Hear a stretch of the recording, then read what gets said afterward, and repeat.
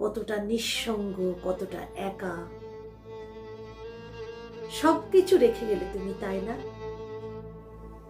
ভার দিলে আমার।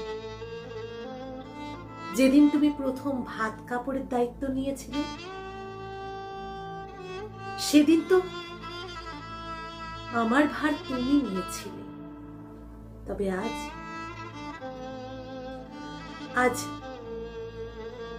আমি বড্ড একা হয়ে গেলাম প্রিয়। সেই 40টা বছর পর সাদা রং আমার সব থেকে পছন্দের রং, যে রংকে আমি আঁকড়ে ধরতে শিখলাম।